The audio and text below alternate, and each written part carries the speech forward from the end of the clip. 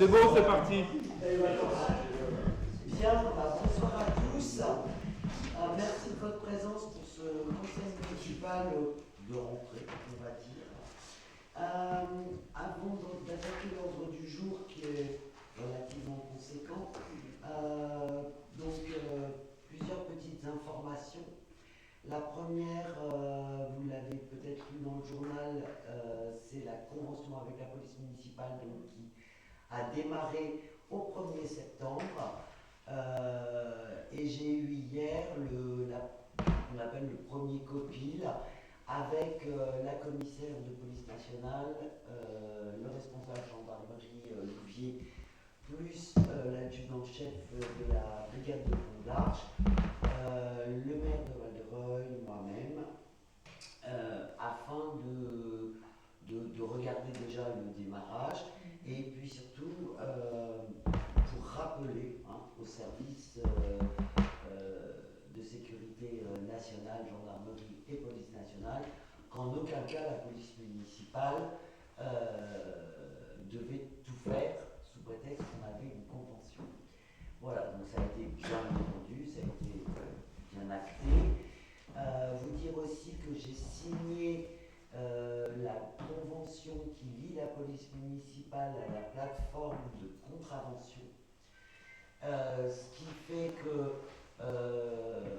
d'ici quelques semaines, si vraiment il y a répétition d'infraction ou une infraction vraiment constatée dûment tout de suite et grave, ils pourront verbaliser. Alors ce ne sont pas des grosses contraventions comme la police nationale ou la gendarmerie, ce sont en général des contraventions à 35 €. Enfin, quand on se gare mal une fois, deux fois, trois fois, normalement, les 35 € multipliés par 2, par 3, pourront peut-être un peu rappeler à l'ordre certaines personnes. Donc, l'émission, je le rappelle simplement rapidement, c'est de la patrouille, évidemment la tranquillité publique. Ils peuvent constater des infractions routières, que ce soit du parking ou d'infractions révélées sur la route. Ils peuvent s'occuper des voitures dites ventouses, c'est-à-dire les voitures qu'on nous signale qui sont là depuis 8 jours, 10 jours, pour certaines 1 an, etc.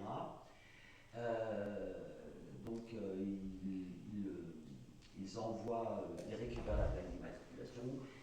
Alors l'intérêt, c'est qu'ils prennent contact avec le propriétaire. Le propriétaire a X jours pour bouger son véhicule et le mettre ailleurs. Et si ce n'est pas fait, le véhicule peut être enlevé par la fourrière. Si le propriétaire veut le récupérer, c'est pas ses frais. Ça a lui de payer la fourrière, etc. Et si le véhicule n'est jamais récupéré, parce qu'en fait c'est un véhicule volé ou très très vieux, etc., globalement l'État en prend en charge une partie et nous on en paye une petite partie. Voilà. Donc ça je vous le dirai parce qu'ils n'étaient pas capables de me donner la proportion, mais c'est pas nous qui payons le maximum de ces choses. Sur les manifestations publiques qu'on peut organiser, ils ont un rôle de surveillance et de sécurisation. Ils sont d'ailleurs passés le samedi 13 plusieurs fois, ainsi que la gendarmerie.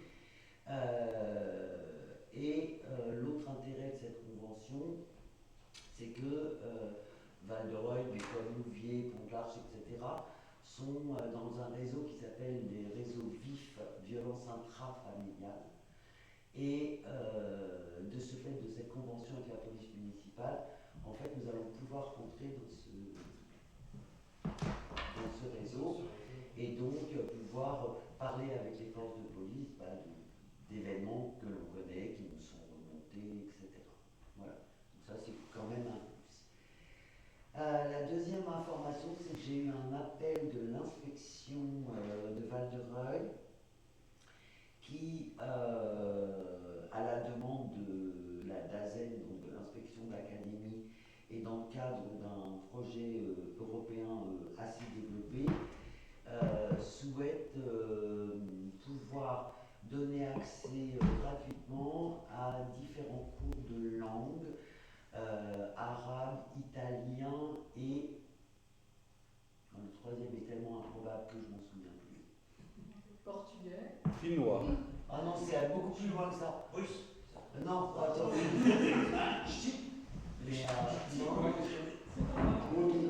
non, c'est Bosniaque. breton. Ah, Il y avait la Bosnie, je crois qu'il y a, si c'est le truc aide, il y a au moins 5 pays différents. Ouais, il y a des, enfin, voilà. Et donc, ils nous ont contactés pour nous demander si, de fait, on accepterait. Alors, c'est une demande, mais c'est difficile de dire. Voilà, je vais le dire comme ça. Maintenant, je trouve que c'est plutôt intéressant parce qu'ils nous ont demandé d'accueillir la dizaine d'enfants qui seraient inscrits à l'apprentissage de l'arabe laïque. Et l'éducation nationale met ça en place justement pour éviter que les enfants aillent apprendre la langue dans une mosquée et avec un imam. Voilà. Bon, j'étais pas forcément complètement fanat parce que je pense que l'intégration passe aussi par l'apprentissage de la langue. Mais là, on parle plutôt d'enfants qui sont assez grands, qui parlent très bien français, qui sont très bien intégrés à l'école et qui ont plutôt envie de retrouver un début de racine, la langue de leurs grands-parents ou la langue, voire même de certains de leurs parents, mais qui n'ont pas suffisamment d'éducation pour l'apprendre à leurs enfants. Puisque là, on apprend à parler, mais on apprend aussi à l'écrire, à le lire. Ça passe par des chansons, ça passe par des poèmes. Enfin, voilà, j'ai rencontré l'enseignant qui vient donc pour la première fois demain. Voilà. Et c'est le mercredi de 9h à 10h30 à l'école. Et ce sont donc les agents techniques qui ouvriront l'école à l'enseignant. C'est vu avec la directrice quelle classe est occupée. Et ce sont nos agents techniques qui fermeront l'école derrière une fois que les enfants seront partis. Puisque nos agents sont le mercredi à l'école. De fait, il y a aussi une présence. Voilà. Donc on n'a pas trop d'inquiétude à avoir. Tu sais combien il y a d'inscriptions ? Pour l'instant, on est sur une dizaine, 8 de Léry et 2 de Pont de l'Arche. Voilà. Et enfin, si tout le monde ne la connaît pas, je vous présente Alicia, qui ce soir a le rôle qui la stresse un peu, je vous le dis, de prendre les notes et de traiter les délibérations, puisqu'elle est en congé. Donc, nous ouvrons ce conseil municipal par l'appel, déjà, c'est bien. C'est bien. Voilà. Bertrand Aubert. Présent. Patrice Bollard a donné pouvoir à Nicolas Lecarf. Johan Cancano. Présent. Michel Schriam a donné pouvoir jusqu'au Carole. Kevin Lantuy. Présent. Lecarf Nicolas. Moi-même. Isabelle Levert. Présente. Éric Bernard. Présent. Bruno Normand a donné pouvoir à Johan Cancano. Delphine Pommier. Alors, je suis présente, mais je m'appelle dorénavant Madame Delphine Lanoux. Alors, nous ne savions pas si tu Voilà, donc c'est souhaitais. officiel, je vous l'annonce. Donc, la prochaine liste, tu seras au bon nom. On va le noter. Alors qu'elle est française. Qui t'appelle le nom. Corinne Rabé. Présente. Fatma Rafi. Présente. Chantal Contremoule. Présente. Christelle Demont est absente, n'avait pas de pouvoir. Non. Non. Dumontier-Marc a donné pouvoir à M. Lefebvre. M. Lefebvre est présent et Mme Guénaud également. Je fais tourner la feuille de présence pour l'émargement. Je vais demander à Fatma Rafi d'être notre secrétaire de séance, si on est d'accord. Merci beaucoup. Je me note là.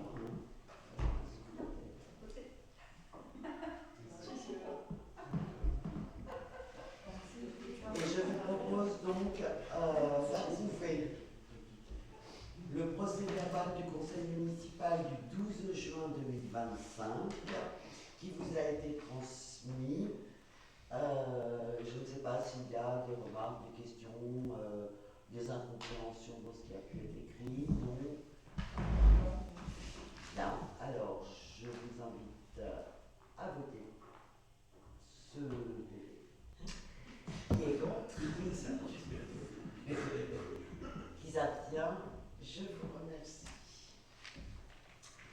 Notre première délibération donc concerne et sera prise par plusieurs communes.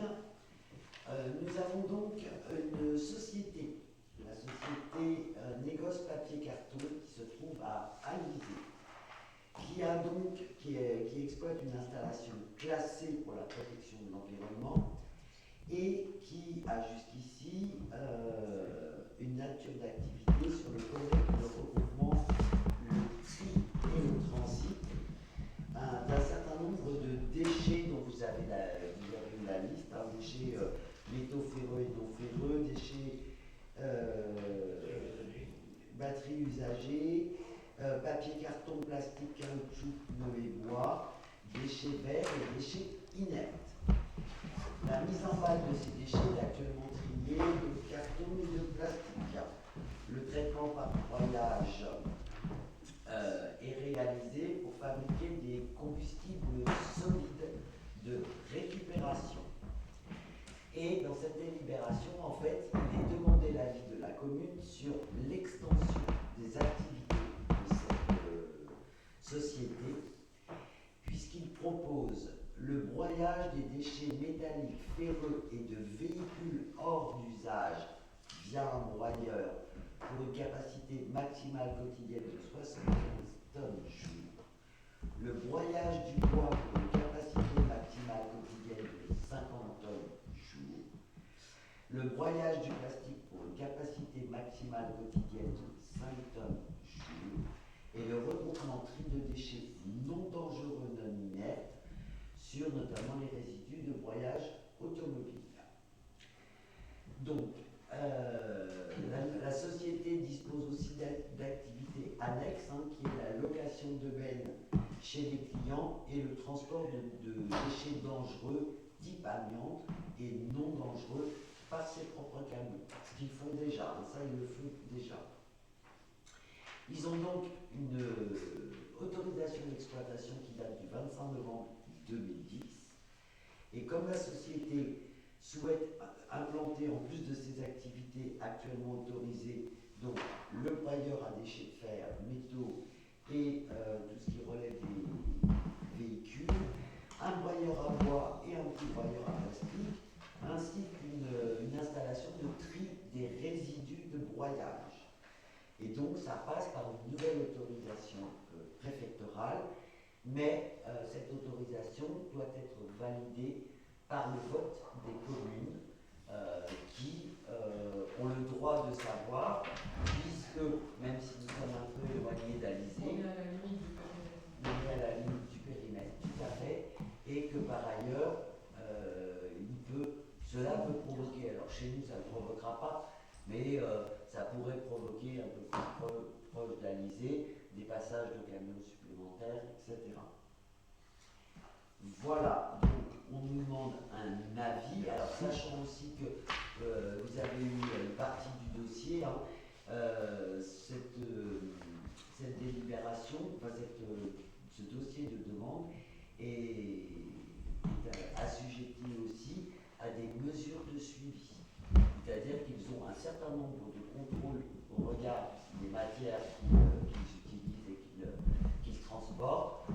Ils doivent assurer un suivi de sécurité.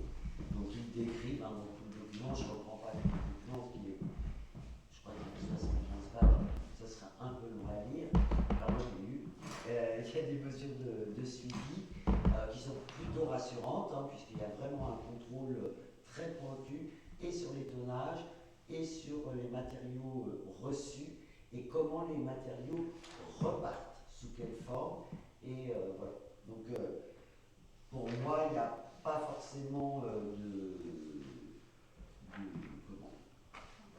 de crainte à avoir. Maintenant, je peux comprendre que des gens se posent des questions, enfin voilà, c'est normal. Mais c'est assez classique aussi qu'une autorisation préfectorale soit soumise au vote des communes environnantes. Voilà. Et puis actuellement, ça fonctionne déjà. Oui, Et il n'y a pas de nuisance particulière. non. Sonore, de bruit. Non, justement, il y a, dans les mesures de suivi, il y a une mesure, je crois que c'est tous les 15 jours, si je me souviens bien, il y a une mesure du bruit, et là, il y aura un renforcement justement du contrôle des effets néfastes sonores pour qu'ils restent toujours en dessous d'un certain nombre de décibels Pour les gens de pour les voisins. Oui. On est à l'année, mais c'est réalisé. Oui. Oui. Et par ailleurs, l'implantation est elle-même un peu excentrée. Enfin, elle n'est pas, elle n'est pas au centre autour de l'Alizé. Elle est quand même un peu excentrée sur des terrains autour, c'est un peu du terrain vague, il faudrait rien vous dire. Bon, voilà. Mais le bruit est pris en compte aussi. Le broyage de métal, Oui, ça peut faire du bruit, le broyage de métal. Après, ça dépend du broyeur qu'on a aussi. oui, puis ils ne vont pas le faire en plein air. Non, Sinon, ça ils aussi, bien bien sonorisé. Oui, puisqu'il demande des bâtiments annexes. Donc, on peut imaginer qu'effectivement. Ouais, ça, c'est régi par des normes. Voilà. Le dossier est, pour l'instant, le dossier au titre de la préfecture est déclaré recevable. Il n'est pas validé, mais il est recevable. Donc on peut penser que toutes les mesures qu'ils ont préconisées ont été entendues. Et ils emploient beaucoup de personnel. Alors ça, je n'ai pas réussi à le trouver. Je ne sais pas. Je ne sais pas, mais ce sont quand même des actes. Enfin, je pense qu'il doit y avoir un certain nombre de personnes parce que je pense qu'il y a quand même des activités qui demandent beaucoup de manipulation et de main-d'œuvre. Transporter d'un lieu à l'autre. C'est utile. Il y a un certain nombre, à mon avis, de caristes, de chauffeurs de 48 camions. personnes. 48. C'est intitulé. Ah oui, Effectif de 48 personnes. Autour de 48 personnes. Actuel. Mais actuellement, Ouais. donc on Ça peut, va créer un peu. donc on peut créer, oui, Oui, ça va créer c'est un un peu d'embauche. petit en plus. Ouais. En plus, c'est du recyclage. Oui, c'est du recyclage, tout à fait. Merci. Voilà, y a-t-il des votes contre, des abstentions, une abstention, deux abstentions? Donc Delphine et Eric s'abstiennent.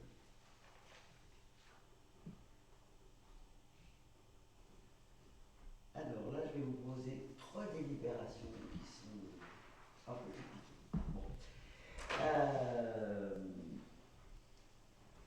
Vous savez que le plan local d'urbanisme régit les terrains et la façon d'occuper ces terrains.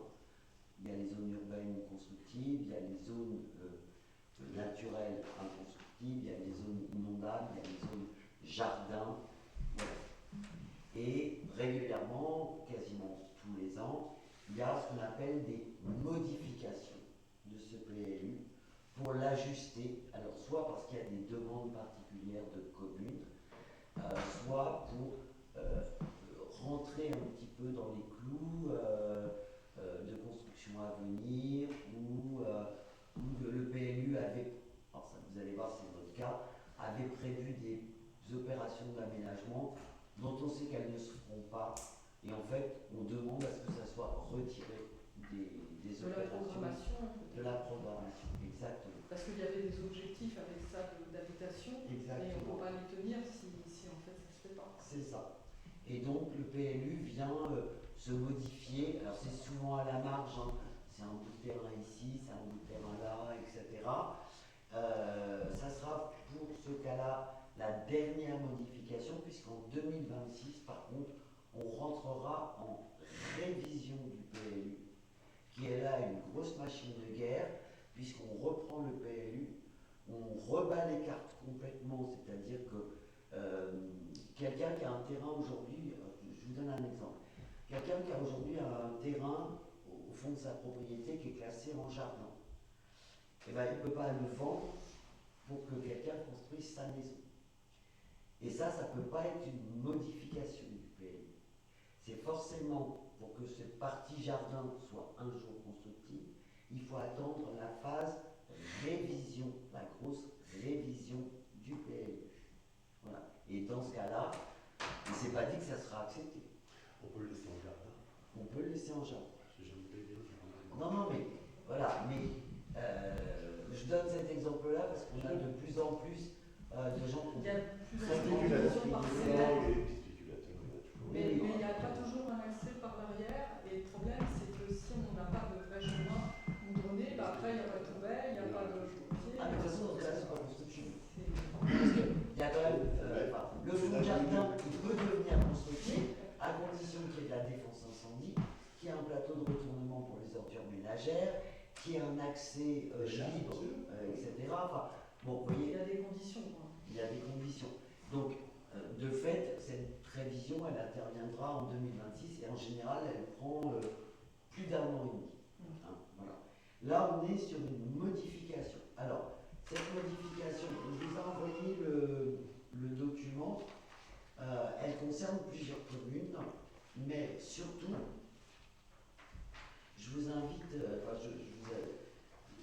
à être plus près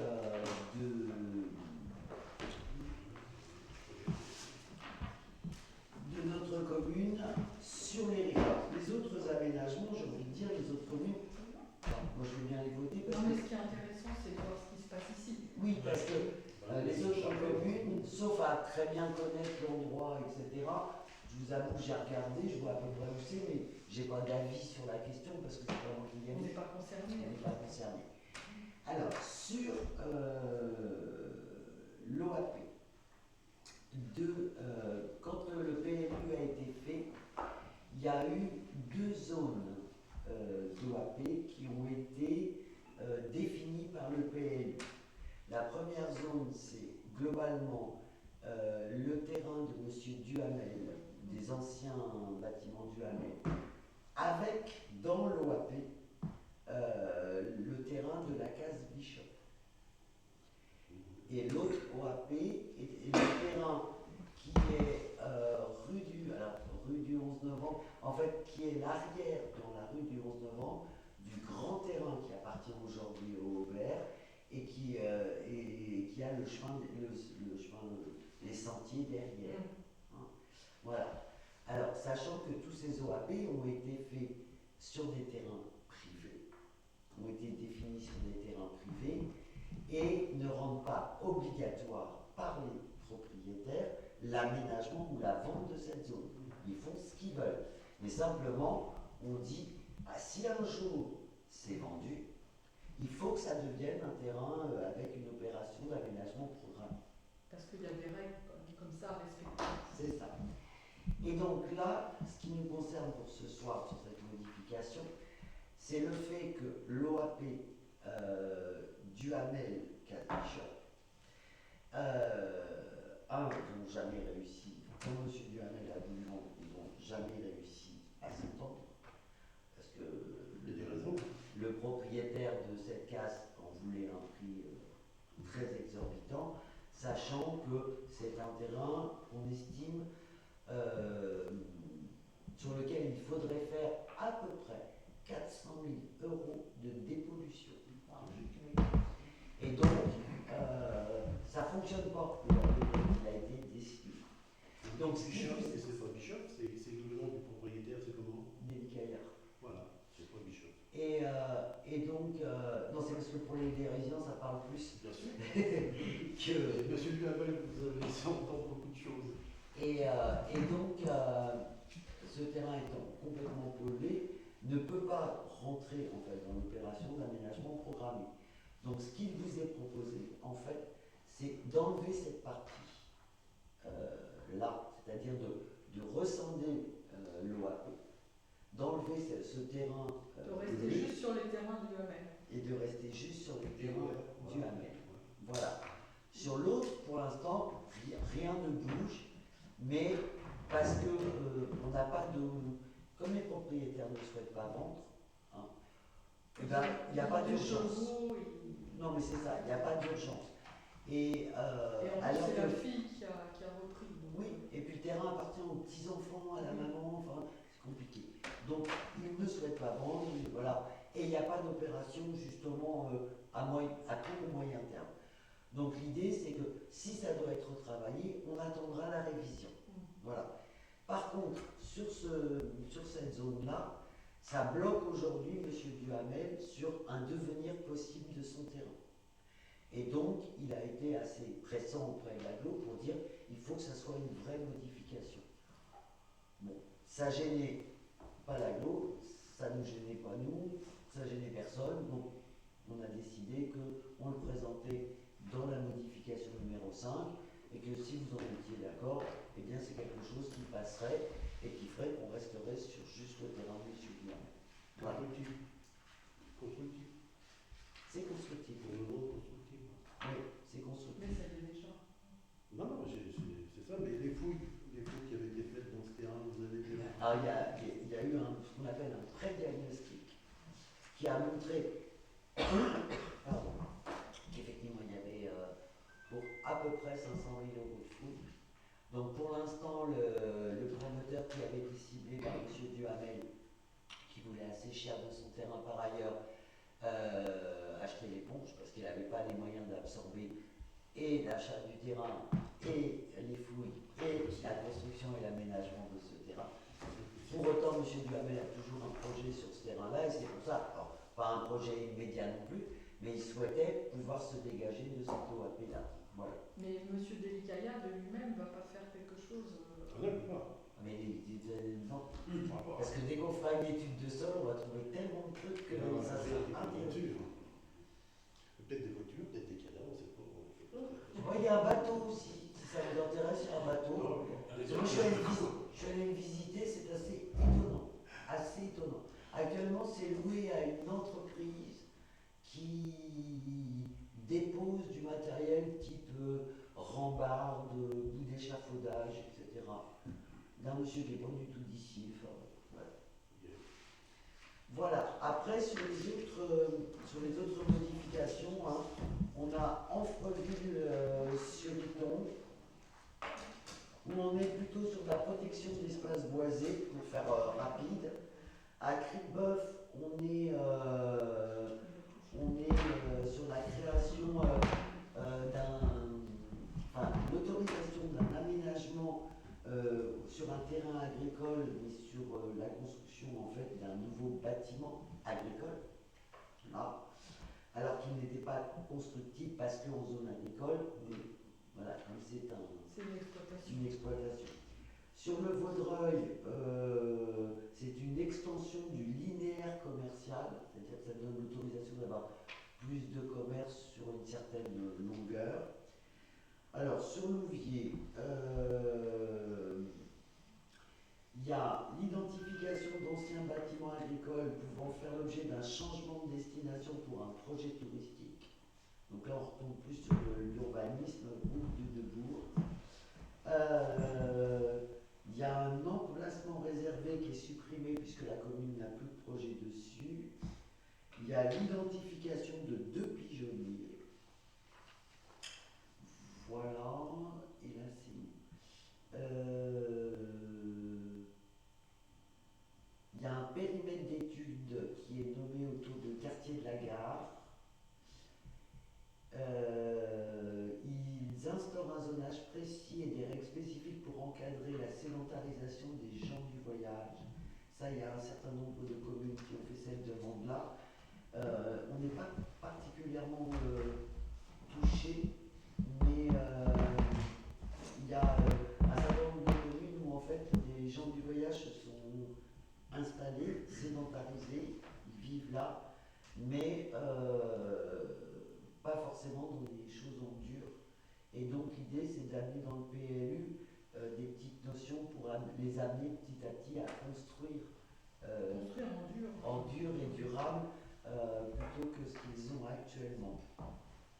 Eux aussi ils ont une réduction d'un périmètre d'OAP, il y a une modification de hauteur de construction, voilà, et une OAP. Elle consisterait une opération à dominante d'habitat ponctuelle. Ah, c'est une OAP, mais dans laquelle serait autorisée de l'activité commerciale au rez-de-chaussée et de l'habitat au-dessus. Voilà, 4 mares, c'est des changements de zonage de parcelles de zone agricole. parce qu'en fait la zone était réputée urbanisable, et en fait il y a un problème avec l'infiltration des eaux de pluie qui est très mauvaise, et donc ils le retransforment en zone agricole.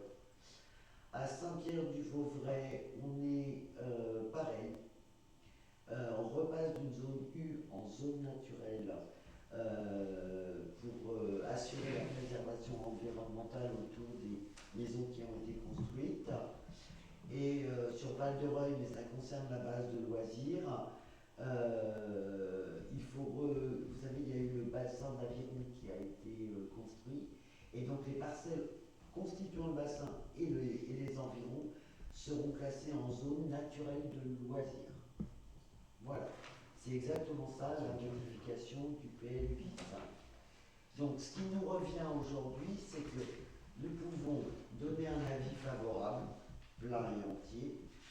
Nous pouvons donner un avis favorable en formulant des remarques, ou nous pouvons donner un avis défavorable à ce qui nous est proposé. Juste une question pour être sûr de bien comprendre.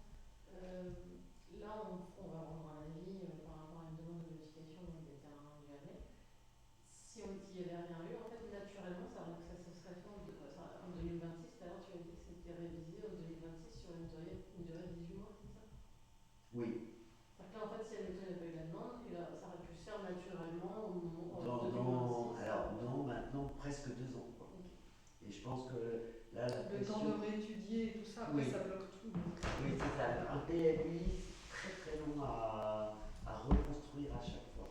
Et au moins 18 mois d'études, de rencontres, chacun redonne son avis, se bagarre pour le petit bout de terrain. Ça se fait village par village, ville par ville, donc c'est... Il y a une enquête publique, il y a des réunions publiques pour être sûr que tous les gens sont bien au courant de ce qui va se passer autour de chez eux, etc. Donc c'est extrêmement long. Donc je pense qu'en fait là, la proposition, elle est plutôt pour dire si M. Duhamel veut continuer à avancer dans ses recherches d'aménagement, il vaut mieux qu'on le fasse maintenant sur une modification.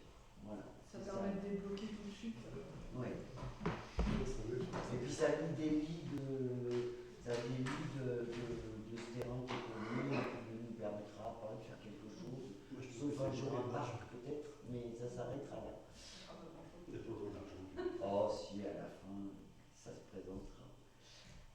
Voilà. Et le deuxième point, alors là on est dans la phase concertation, c'est-à-dire que l'avis qu'on donne va être collecté ensuite dans toutes les communes. Toutes les 60 communes vont délibérer pour donner un avis, et après ça sera redélibéré en conseil d'agglomération qui là actera exactement tous les avis retenus.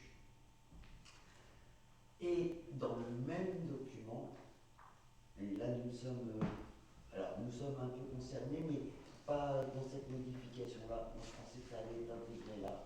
En fait, on a travaillé avec l'agglomération sur ce qu'on appelle les trames vertes, bleues et noires. Alors, nous, on est essentiellement sur les trames vertes, plutôt.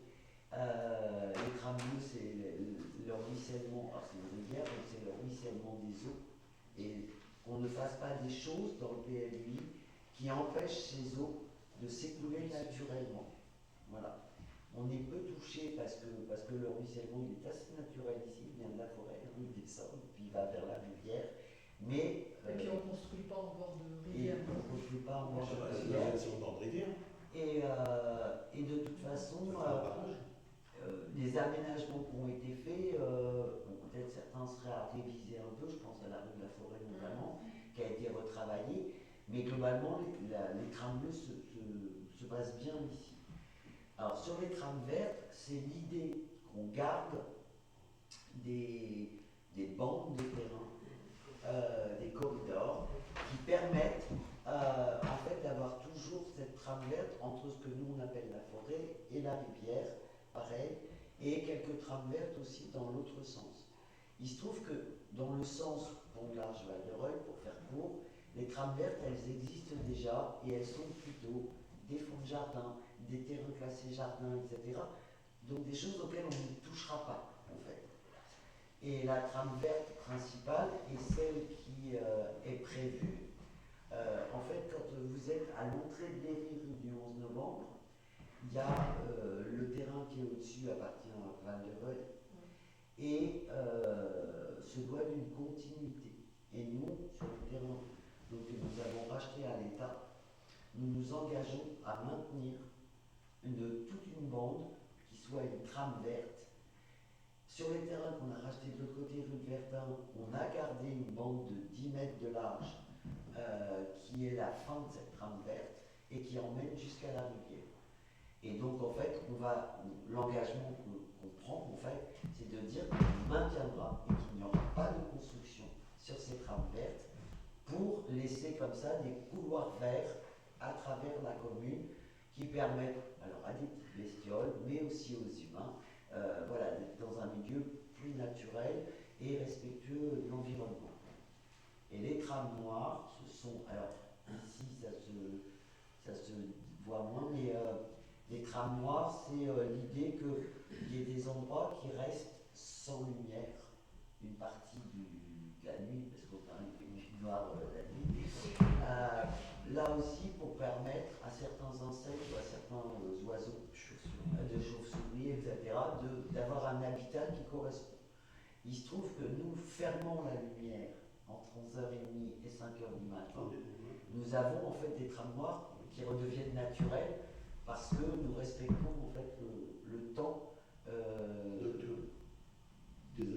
de nuit noire pour les animaux. Voilà ce que dit ce PLUIH avec ses trames vertes, bleues et noires. Y a-t-il un avis défavorable? Alors moi, sur les terrains à construire, je suis plutôt défavorable. Valérie, je dis bien. Ailleurs, je ne connais pas, mais Valérie, je suis plutôt défavorable. Alors, Je trouve qu'on va gérer cette construction. On est là en centre-bourg de Valérie. d'accord. Alors, l'OAP. 35 Valérie, vous voulez faire un super. Oui. De toute façon, c'est déjà en zone constructive. Oui, c'est en zone constructive. De toute façon, on ne pourra pas. Mais, alors, non, mais ce que. Réduire le nombre au mètre carré.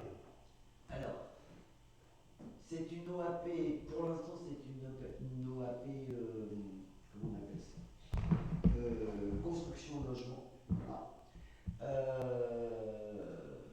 Donc, on peut très bien introduire, nous, le fait qu'il y a un avis, alors on demandera l'avis aux autres, mais on peut introduire votre avis dans ce qu'on renvoie, en disant qu'un conseiller municipal émet l'hypothèse d'avoir Trop de maisons au même endroit. d'avoir Donc, moulin, moteur, voiture, poubelle, enfin, tout ce qui va. non mais on peut Après, c'est l'introduire. aussi un fou qui rentre, une école avec des enfants, souvent à côté, hein, T'habites pas de Rogne.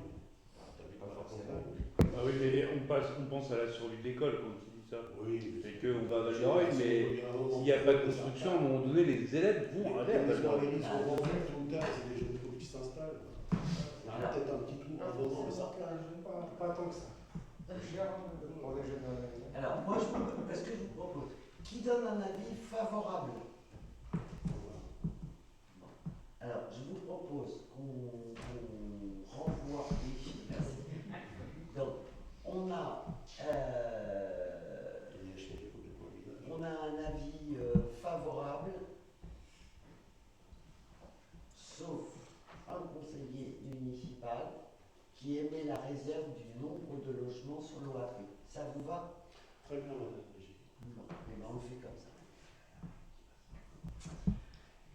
Et alors, celle qui arrive, est-ce que quelqu'un a lu?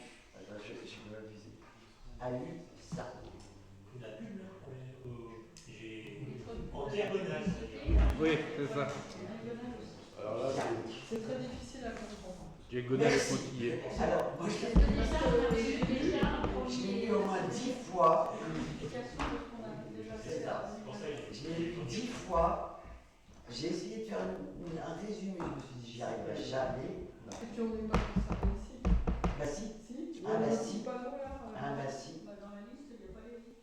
Si, on est concerné. Non, mais on n'est pas concerné sur ces modifications-là. Mais par contre, tous les règlements R. Alors, en fait, la loi a changé. Le RLPI, avant, c'était l'État qui s'en occupait. C'était la DDTM qui donnait un avis favorable ou défavorable à l'installation d'une enseigne.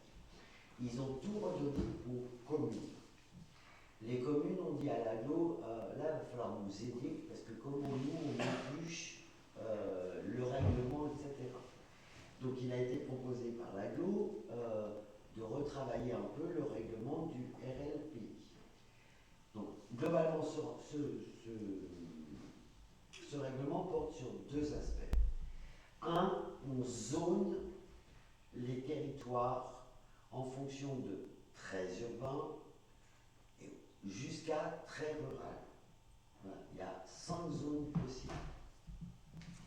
Ensuite, on donne, je vous le fais court, hein, on donne la dimension maximale qu'une enseigne peut avoir par rapport au fait qu'elle est au rez-de-chaussée, qu'elle est sur ce qu'on appelle les préenseignes quand c'est sur un poteau qui annonce quelque chose. Si on a la publicité par exemple sur du mobilier urbain, ou des choses qui sont scellées au sol aussi. D'accord? Et donc tout ça, ça nous donne des dimensions, voilà, qui sont en train d'évoluer. Alors, ce qui a évolué, c'est un petit peu les zones, et notamment parce qu'il y a certaines communes où l'enseigne, là où elle est posée, elle est pile poil à la limite de 2 zones.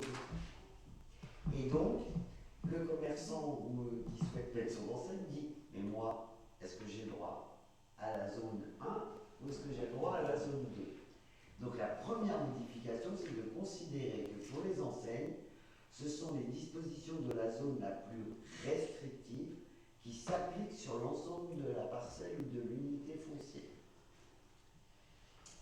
Voilà.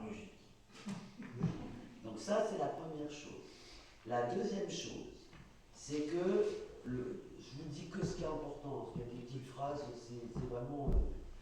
ce qui est important, c'est que dans certaines zones, la surface maximale des panneaux publicitaires ont été légèrement modifiées.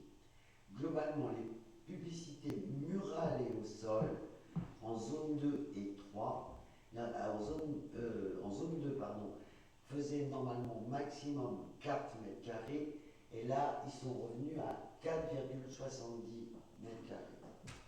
Ça, je pense qu'il y a, alors très clairement, hein, il y a eu un peu de lobbying des commerçants, soit parce qu'ils avaient déjà mis leur enseigne avant et qu'ils n'ont pas envie de l'enlever et de la refaire faire parce que ça coûte un peu cher, très cher. C'est une règle, par exemple, qu'on a imposée au contrôle technique, et le monsieur me disait que de l'enseigne qu'il voulait mettre au départ toute simple et de ce qu'on lui a imposé, il est passé du simple au triple en termes de prix. Voilà. Et au lieu de, en zone 3, alors la zone 3, je vous dis ce que c'est des tronçons de voies structurantes qui traversent les zones agglomérées de Louviers.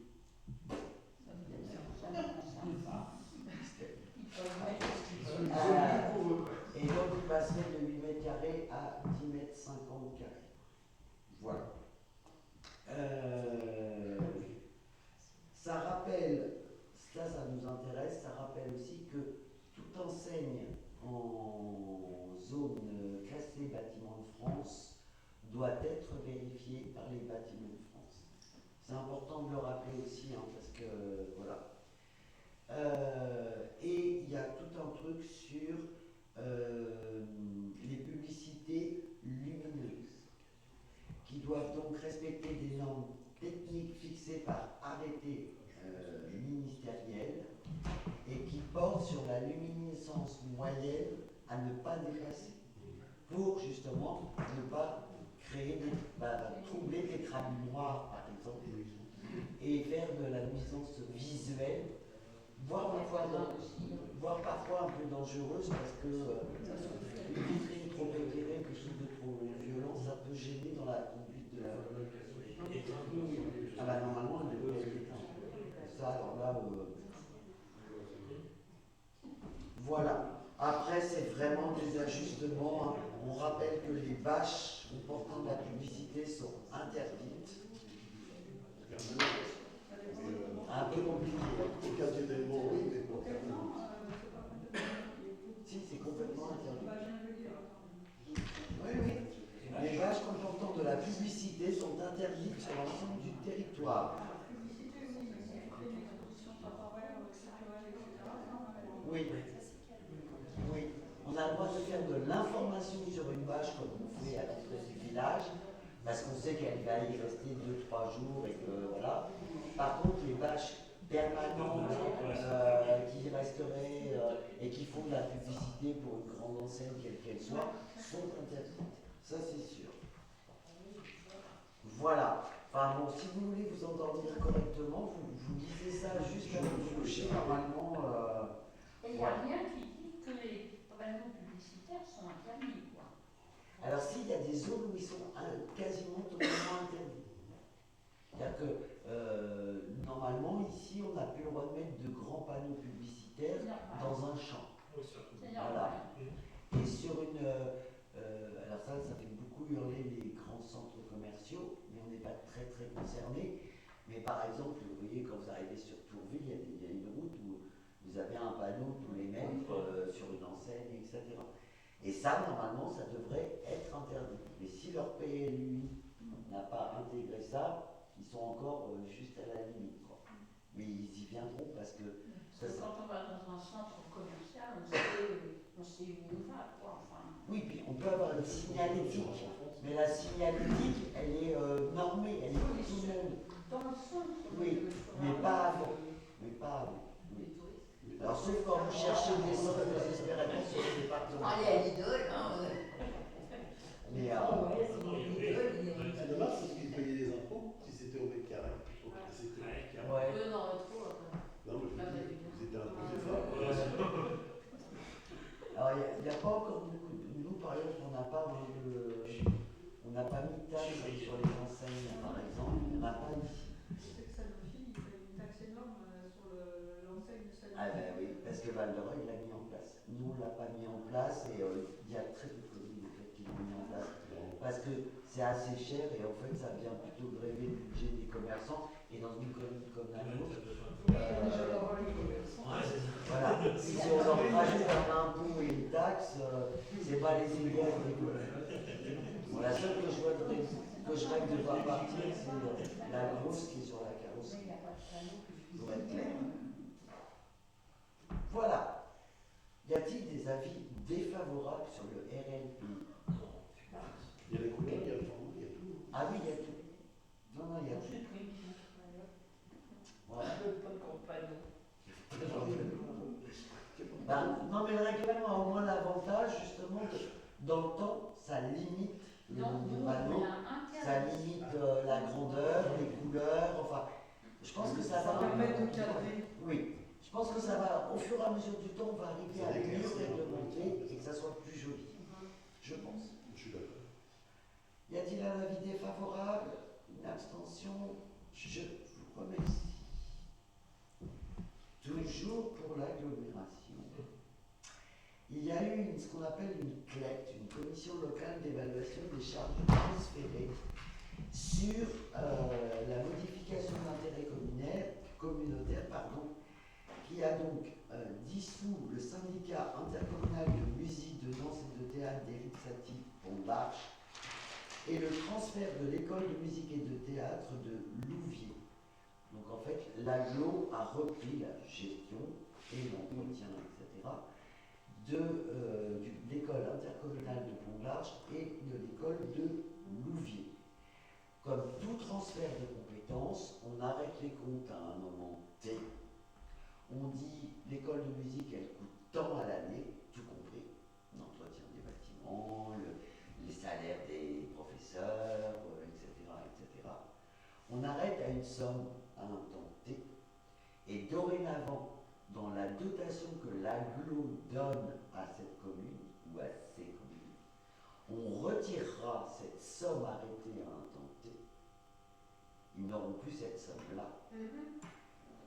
Et l'aglo, par contre, en contrepartie, gérera les structures. Voilà. Et donc la CLET, c'est la commission qui évalue à ce temps T l'ensemble des charges transférées. Et donc, là aussi, comme une communauté d'agglos, c'est un ensemble de communes, il y a les communes demandeuses, mais les autres communes doivent aussi donner leur avis. Et on nous demande notre avis donc sur ce transfert des écoles de musique, mais enfin pas sur le transfert, sur la CLET qui a arrêté. Alors quand même pour votre information, pour Alizé, parce que Pont-de-l'Arche couvre Alizé, Cricbeuf, Létang, Igoville, Marteau, Pont-de-l'Arche et Terre de Bord. L'école de musique, c'est une école intercommunale sur l'ensemble des communes que je viens de citer. Et donc, Alizé va transférer pour 64 390 €, Cricbeuf pour 55 536 €, Lénan pour 49 887 €, Igoville pour 37 476 €, Marteau pour 15 147 €, Pont-de-l'Arche pour 151 000 € et Terre de Bord pour 52 630 €. C'est bien ça. Et donc c'est un total en fait de 426 000 € qui est transféré à l'AGLO. L'intérêt pour les communes, Parce qu'ils n'ont plus les charges. ils n'auront plus les Ils charges, n'ont pas les recettes, mais ils n'ont plus les charges. c'est ça. Et qu'à un moment, on sait que Ça coûte les charges davantage que ça. coûtent plus cher, Oui. les professeurs vieillissent sont payés plus cher, les bâtiments Et puis quand il y a des arrêts maladie, etc. se dégradent, etc., etc. Et celle de Louviers, donc, elle a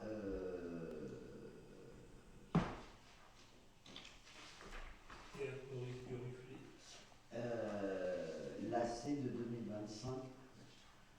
Le transfert de charges représente 755 295 €. C'est proportionnel aux élèves ou au nombre d'habitants? Aux Non. dépenses. C'est aux dépenses réelles de la structure. Donc, il y a toutes les charges, le salaire des professeurs, les bâtiments, le chauffage, l'électricité, etc. C'est les dépenses et les recettes. Voilà. Bon.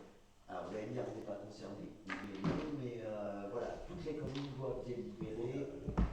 Des enfants pour le pour On va Et de toute façon, ce sont les communes qui sont demandeuses. Ou c'est l'aglo qui leur impose. Ah non, c'est les communes qui sont demandeuses. Un transfert de charge ne se fait que, il peut y avoir une proposition de l'aglo, mais si la commune dit non, l'aglo ne peut pas les forcer. C'est comme pour le centre de loisirs ici. Oui, C'est c'est ça. Il y a des communes qui ont choisi de transférer le centre de loisirs, d'autres communes qui ont choisi de ne pas la transférer. L'école de musique, c'est pareil. Voilà. Y a-t-il des votes contre? Des abstentions? 2, 3, 4 abstentions. Les génériques. Monsieur Lefebvre et son pouvoir. Alors, une délibération maintenant qui est assez classique, qui est le vote du crédit loisir 2025-2026, qu'on vous propose de maintenir à 50 € par famille, toujours pour les 3-18 ans, qui participent à une activité extrascolaire, qu'elle soit de loisirs, culturels, sportive, voilà. Nous prévoirons sans doute dans le budget 2026 une ligne budgétaire légèrement plus supérieure, pour la simple raison que le passeport, donc l'équivalent État, a été réduit aux adolescents. Jusqu'ici, le passeport couvrait la même chose que le crédit loisir. Donc nous, on avait pris une délibération, si vous vous souvenez, qui disait que si la famille n'avait pas le droit au passeport, on mettait les 50 €.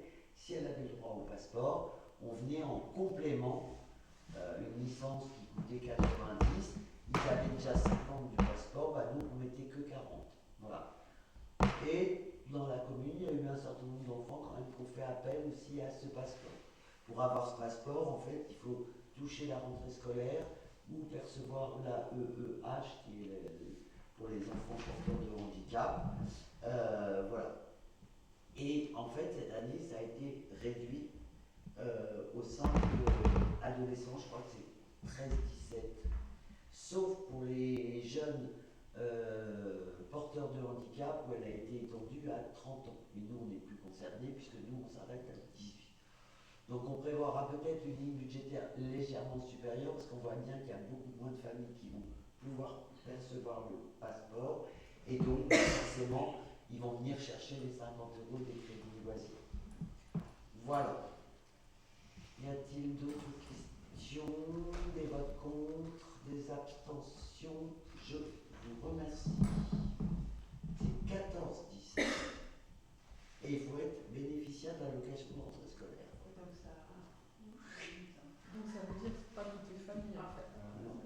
Loin de là. Enfin, pour le truc de l'État, nous on reste sur l'ensemble des familles. Ah oui, d'accord. Ah oui, nous on garde les 3-18 comme on avait jusqu'ici, mais on voit bien que les autres aides sont en train de se réduire très fortement. Non, parce que vous demandez l'attestation pour le CAF, mais il y en a qui ne touchent pas la CAF en fait. Oui.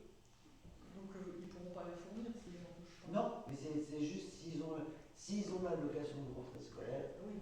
on la demande. Voilà, alors une délibération qui sera appréciée par un des spectateurs, je pense. Nous avons la chance ici d'être très proche d'une association qui s'appelle Lire et Faire Lire, dont un certain nombre de Lérésiens sont bénévoles et qu'ils interviennent à l'école et ils interviennent aussi sur des animations que nous pouvons proposer locales ou sur des actions intergénérationnelles. Et donc j'ai été contacté en fait par l'association nationale, je pense, de Lire et Faire Lire, qui a envoyé un petit questionnaire et comme on répondait à tous les critères, on pourrait être labellisé Lire et Faire Lire. Voilà, je trouvais que c'était une belle idée. Ma commune aime lire et faire lire. Je trouvais que c'était un joli label. Voilà, et donc il faut qu'on prenne cette délibération pour demander cette labellisation, sachant qu'on est dans les clous sur tous les critères. Déjà engagé. Voilà. Y a-t-il des votes contre? Des abstentions? Je vous remercie. Alors, vous avez peut-être vu dans le journal une nouvelle association, une ancienne nérésienne qui revient à Sissos, qui est art thérapeute et aussi qui anime des ateliers de graphisme sans thérapie derrière, juste pour le plaisir d'apprendre à dessiner, d'apprendre à mieux maîtriser ses crayons, ses pinceaux. Ça s'appelle l'atelier des couleurs primaires. Et le local où elle était jusqu'ici a fortement augmenté ses loyers et ne correspondait plus tout à fait aux attentes qu'elle avait. Comme c'est une ancienne nérésienne, qu'elle a fait beaucoup d'actions pour parents d'élèves à l'époque, à l'école, etc., elle est venue me rencontrer pour demander si on aurait un endroit à lui mettre à disposition pour qu'elle puisse faire ses cours. Donc nous l'installons le mardi matin et le mardi soir au phare, petit local qui est au niveau de la rue Victor Hugo. Elle est très contente d'y être installée et elle a surtout l'énorme plaisir de voir arriver 3 nouveaux Lérésiens très intéressés par les cours de dessin et de peinture. J'espère qu'elle en prenait bon. J'espère qu'elle en prenait bon. Et elle va, voilà. Par contre, elle souhaite, dans la mesure où elle fait payer une participation voilà, elle souhaite participer des frais de la structure. Donc, on a fait un petit calcul de l'électricité, de l'eau, etc. Voilà, on fait un joyeux mélange et on est tombé d'accord sur une participation financière de 50 € par mois pour couvrir les charges de chauffage, d'eau, d'électricité qu'elle pourrait consommer. Voilà, c'est à sa demande. moi j'avoue que On peut essayer, non mais voilà, il nous faut prendre une délibération parce que vous imaginez bien que quand elle va payer la facture qu'on va lui envoyer, la DGFiP va nous dire mais comment vous faites pour encaisser 50 euros? On va dire parce qu'on a une délibération. Voilà, on le tente dans la mesure où, un, c'est une proposition de la personne, deux, elle fait payer en partie ses cours et donc elle considère normal de participer déjà. Oui, c'est Voilà. logique. Voilà. Est-ce que vous approuvez cette participation? Oui, il n'y a pas de vote contre, pas d'abstention. Je vous remercie. Beaucoup de culture dans ce projet. Exactement. c'est de la culture à nous.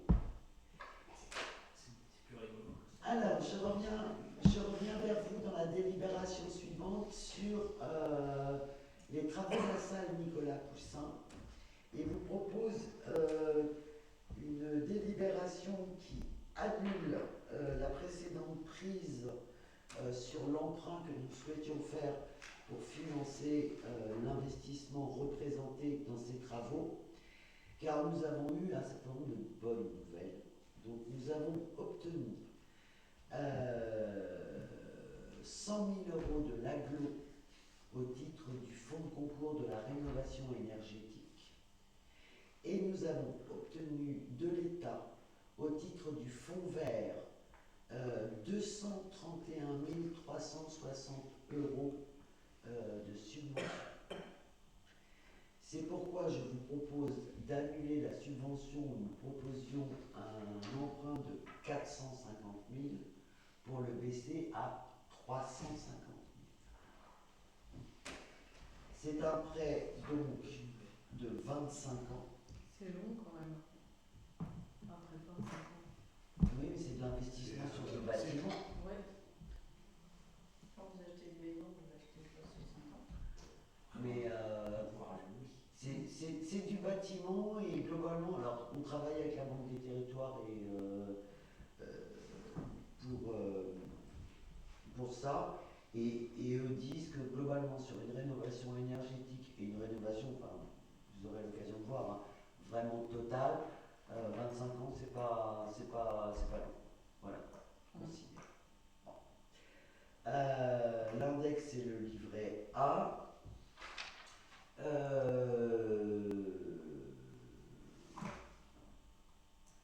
Oui, alors si on ne mobilisait pas la totalité du prêt, on aurait une pénalité de 1%. Voilà. Et je peux vous donner malgré tout.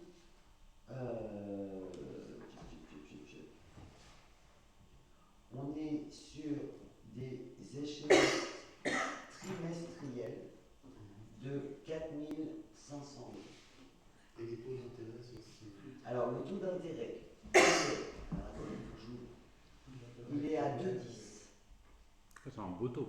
Il est à 2,10%. non, c'est honnête parce que Ouais. En fait, il est indexé sur le livret A.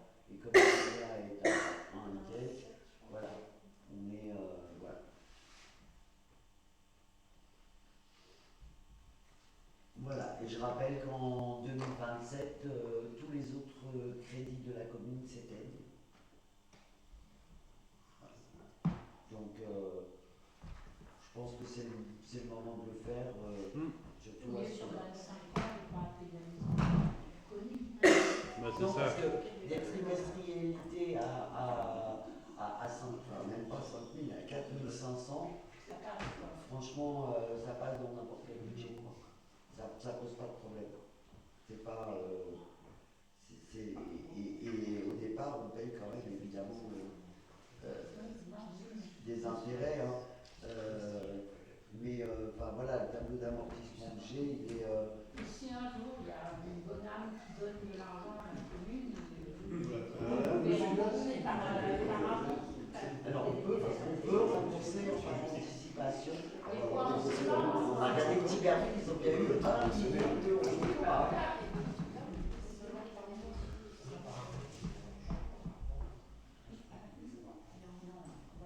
Non, voilà, donc ça annule celle de 450 000, qui d'ailleurs avait un taux légèrement supérieur. Le fait de retravailler, on a réussi à baisser un peu. Donc ça c'est bien. Ouais. Y a-t-il des votes contre? 3. Madame Monsieur Lefebvre, ils sont pouvoir. Des abstentions? Je vous remercie.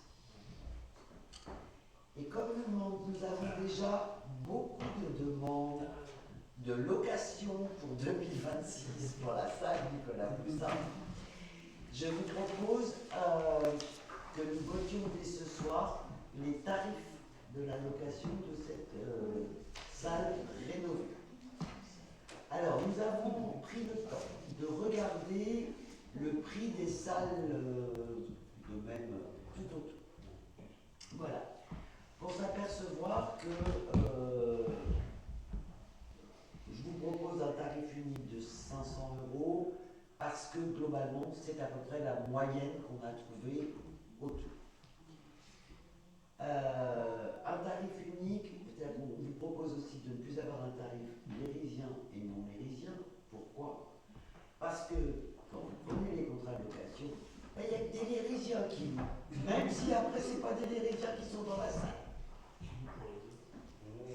Tout le monde a un copain en lérie pour louer la salle. Donc, j'ai un petit peu marre de passer pour une idiote, parce que je le sais, en plus, quand le mec vient louer la salle, je sais très bien que c'est pour son copain des dents, de machin, de Parce trucs. que les régions, on est des bons copains. Donc, en fait, on vous propose un tarif unique à 500 €. Mais, désormais, nous allons ranger tout ce qui est vaisselle dans des armoires de 50 couverts. Il y aura 50 couverts dans une armoire, 50 couverts dans l'autre, 50 couverts. Et qu'on a là, ça coûte combien? Et ben voilà. Et ben voilà. Si vous n'ouvrez qu'une armoire, ça coûte 50 €. Si vous en ouvrez deux, ça coûte 80. Et si vous ouvrez 3 armoires, ça fait 100. L'idée, c'est que les gens ne... Alors, Les assiettes en papier. La difficulté qu'on a en fait, c'est que tel qu'était le rangement jusqu'ici, les gens prenaient tout, etc. Alors évidemment, quand on dit pour 50 couverts, si vous êtes réellement 50, dans l'armoire de 50, il n'y aura pas juste 50 assiettes. Il y aura 50 assiettes, 50... Allez, 53, en fait, bien gentil. Hein. Non, mais il y aura un peu plus, mais ça sera considéré comme l'ensemble pour 50 personnes. Voilà. Et l'idée, c'est que, en fait, jusqu'ici, si vous avez une armoire bien rangée avec des beaux casiers qui vont bien, la vaisselle sera rangée par pile, etc. Et ça sera facile à contrôler. Et ça sera facile à contrôler, exactement. Et il n'y aura pas de mélange de verre, de mélange d'assiettes, de petites cuillères passées de l'autre côté, de couteaux mis je ne sais pas où, etc. Parce que ça, la personne qui fait l'état des lieux, elle s'arrache les cheveux jusqu'ici. Enfin, elle s'arrachait les cheveux jusqu'ici. Même il y a des consignes, enfin pas des consignes, mais pour les verres cassés. Oui, alors j'y viens. C'est-à-dire qu'en cas de casse, alors on continuera à relever le compteur électrique. Les watts.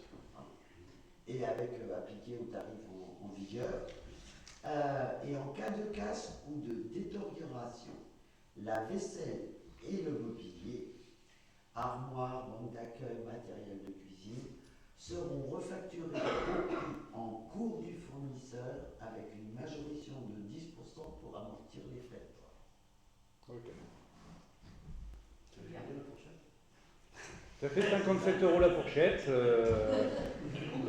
Non, Dans ça. Il y en a. non, mais Il faut afficher les tarifs à l'intérieur de la porte. Exactement, mais je pense qu'on va le faire. Non, c'est beaucoup quand même sur le mobilier, le nombre de... Je sais que le matériel était vieillissant. Enfin, quand même, à chaque soirée, on arrivait à retrouver 2 chaises cassées, une porte enfoncée, etc. À sauter sur la tête. Donc, il y a un moment aussi, on va mettre du matériel neuf, du matériel de qualité. Donc, à partir de ce moment-là, il y a un peu de respect à avoir du matériel. Et je pense que les gens seront plus attentifs s'ils savent que la chaise qui coûte, je ne sais pas, moi je vous dis n'importe quoi, parce que je ne connais pas le prix des chaises, mais 50 €, ils vont la payer 55. ben, je pense que ça peut arrêter n'importe où. Voilà. Et qu'ils feront peut-être un peu plus attention. Et s'ils veulent monter, ils amèneront une chaise à eux. Exactement. Bon, voilà. Alors après, les petites cuillères, c'est vrai que s'il y a un verre de cassé ou une petite cuillère perdue, je vous avoue qu'on va peut-être pas faire payer. Ils font un don. Bon, ils font un don de 2 euros au CCAS et puis on l'enregistrera comme ça. Enfin voilà. Un don, puis c'est tout. Ouais, comme ça on aura dépareillé tout le temps. Si t'as des chances, Les associations de la commune continueront de pouvoir bénéficier d'un prêt gratuit de la salle une fois par an comme c'est aujourd'hui. Seuls leur seront demandées l'attestation d'assurance et la refacturation de l'électricité. Ça, on a un peu fait le tour des associations, elles trouvent ça normal. Ça ne les choque pas de payer. En général, si vous faites un repas ou une soirée, c'est 15 euros d'électricité maximum. Hein. C'est pas, voilà. Et évidemment, leur seront appliquées par contre la prise en charge de dégâts éventuels. Une association qui abîmerait du mobilier ou qui casserait une pile d'assiette, bah, elle aurait les mêmes tarifs que les autres. Voilà, ce sont des habitants lambda. Voilà, donc si je résume, 500 euros de base, selon le nombre de couverts, 50 euros en plus, 80 euros en plus ou 100 euros en plus. Ah oui, j'ai oublié aussi. Et un titre de recette de 100 euros sera envoyé au locataire en cas de forte nuisance sonore. Que c'est une salle dont l'isolation est aussi une isolation acoustique. Les fenêtres sont des fenêtres Vis-à-vis du voisin. réputées absorber le bruit. La pièce va être complètement isolée de l'intérieur. Voilà, la toiture elle est retravaillée. Enfin, donc normalement le bruit, alors peut-être ils entendront un tout petit peu de musique lointaine, mais c'est les portes ouvertes et puis il y a quand même un jour un groupe qui a réussi à nous emmener un orchestre dehors. À minuit et demi, les voisins ont pas vraiment apprécié. Voilà, et la refacturation de l'électricité de façon classique comme on l'avait vu. Non, le ménage est compris dans le prix, mais si la salle est rendue sale, il y a aussi un titre de recette de 100 euros qui sera envoyé. Voilà. C'est-à-dire que si les gens ont passé bien comme il faut l'aspirateur, la toile, et qu'ils ont rangé les ateliers, que la vaisselle est propre, le grand ménage, c'est les agents techniques de la commune qui le font. Si on retrouve, comme ça nous est arrivé, un sol tout collant, voilà, une cuisine qui a été vaguement essuyée, voilà, là il y aura un type de recette qui sera envoyé de 100 euros. Mais là, c'est du carrelage maintenant qui va être posé. Oui. Bah, déjà, ça va être beaucoup. C'est plus simple. C'est plus simple à nettoyer. Voilà, y a-t-il des votes contre? Des abstentions? Je vous remercie. Nos petits chèques de d'habitude, on a beau dire à Total Énergie qu'on ne veut pas recevoir de chèques, ils nous envoient des chèques. Et donc nous avons deux chèques différents pour le même montant, ce qui nous a beaucoup étonné, mais c'est comme ça. Et donc ça a été payé 3 fois, en fait. Non, parce que ça ne correspond pas à une facture, c'est un peu compliqué. Bon. Mais bref, nous avons un premier chèque de 465,92 € et un deuxième chèque de 465,92 €. C'est Ça fait des petites cuillères. Ouais, ça en fait des petites cuillères. Et voilà. Non, on s'est renseigné parce que c'est pas le même numéro de chèque. Quand on les a rappelés, eux, ça leur semblait normal qu'on reçoive deux chèques. Il y a eu une surfacturation à un moment. À un moment, je pense, oui. Ils ont dû. Voilà. Donc je vous propose de les encaisser. Oui. Voilà. C'est Nicolas Poussin qui fait toujours l'électricité. C'est les économies de Nicolas Poussin. Je vous propose ensuite une séance, n'importe quoi, une délibération qui va nous permettre de refacturer le taillage des haies qui débordent sur la voie publique. Alors, je ne sais pas si vous l'avez remarqué, mais on a fait élaguer très très fortement la rue des Émotels de façon à ce que les bus ne frottent pas sur les branchages quand ils passent, puisque désormais ils passent par là. Dans cette rue-là, il y avait un endroit que je vous laisse deviner tout seul, où ça débordait. On parle pas, on dit rien. Voilà, c'est très pollué au sol et très débordant au-dessus. Voilà. Des murs. C'est qu'il ne doit pas être si pourri que ça, c'est bien. C'est ça. Il ne doit pas être si pourri que ça. Voilà, et on a quelques ennuis à d'autres endroits de la commune où, alors, soit les gens ne sont pas là souvent, voire pas beaucoup, soit ils sont vraiment, ça déborde vraiment. Donc, renseignement pris, nous pouvons vous faire les travaux et nous pouvons envoyer directement via les trésors publics la facture au propriétaire, à condition d'avoir une délibération. Donc, Et d'aller voir, je reviens quand même vraiment. j'ai fait des lettres recommandées systématiquement. Je vois où c'est que vous parlez, le problème, mais c'est vrai que ça fait des années qu'on. J'ai fait 2 lettres recommandées pour laisser le temps. Je lui ai donné un mois de temps. Je n'ai eu aucune réponse, ni écrite, ni orale, ni quoi que ce soit, et ça n'a pas bougé, donc ça suffit. Voilà, à un moment ça suffit. Et comme il y a d'autres endroits aussi où j'ai interpellé plusieurs fois les propriétaires et ça ne bouge pas non plus, et bah écoutez, on va y aller. Et puis c'est tout. C'est gênant pour la circulation. Oui, c'est gênant pour la circulation.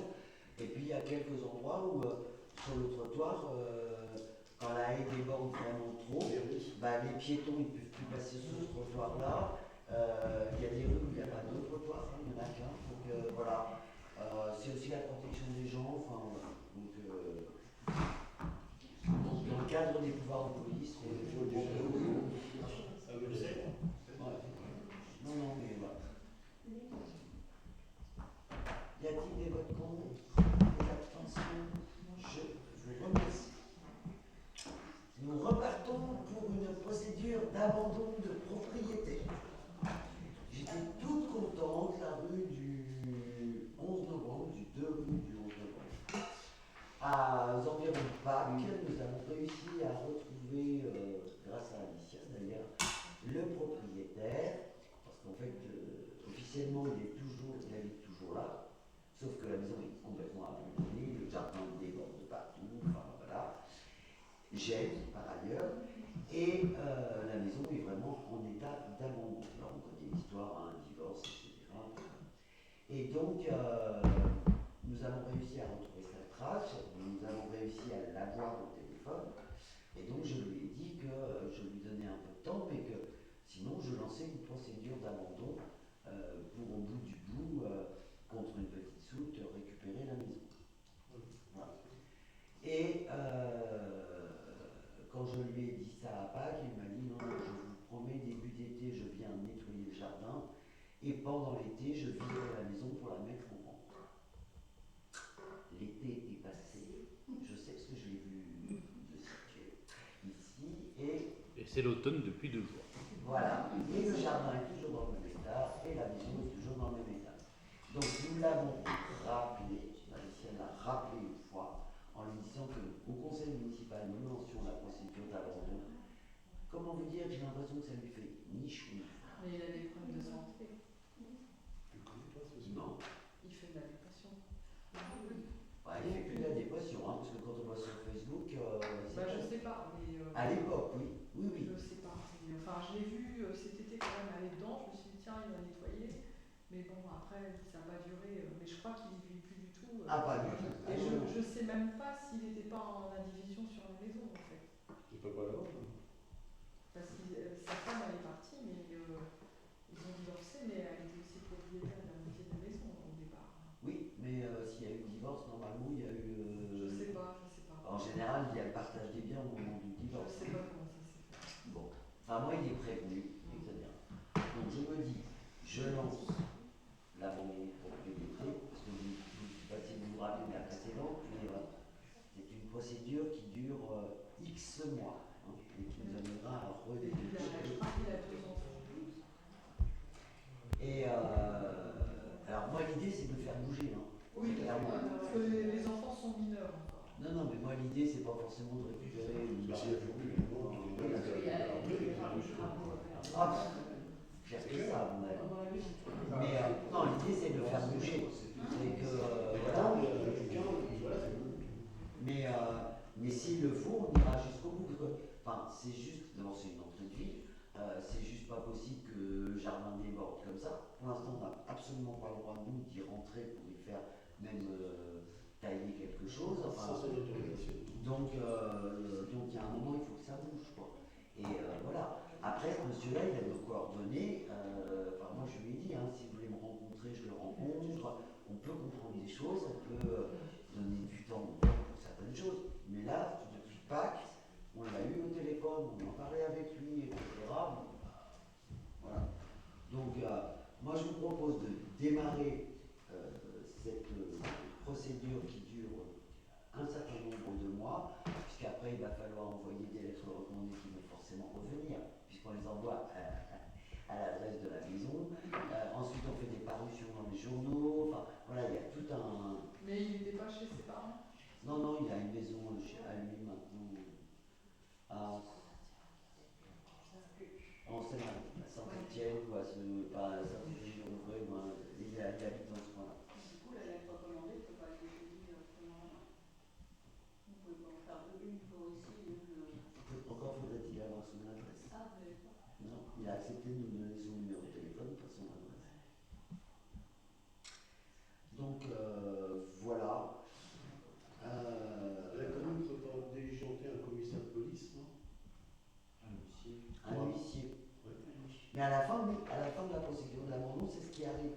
C'est qu'on diligente un huissier et qui normalement est même censé bien un agent immobilier redonner une valeur de l'État, la maison.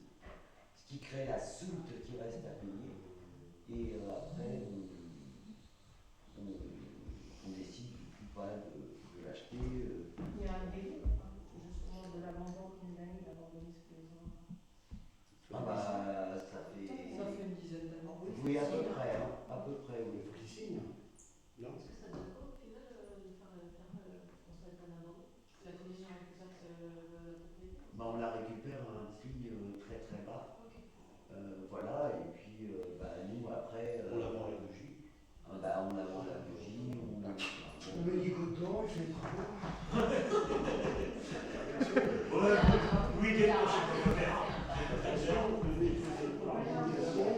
Qu'elle soit vite, parce que les gens qui viennent habiter Ouais. Non, mais on va en refaire une salle des fêtes.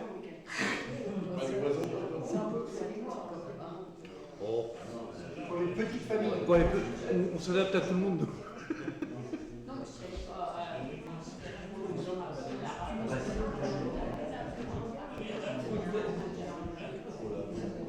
Oui, j'irai voir ce que ça vaut. Bien, donc je vous propose de démarrer la procédure. Surtout pour peut-être mettre la facile. voilà, hein, pour l'éveiller un peu. On le tiendra au courant d'ailleurs, soit par message, soit par téléphone, pour lui dire que voilà, nous avons démarré la procédure d'abandon, mais que bien évidemment il en reste le propriétaire et que s'il souhaite venir nettoyer la lettre en vente, il est le bienvenu.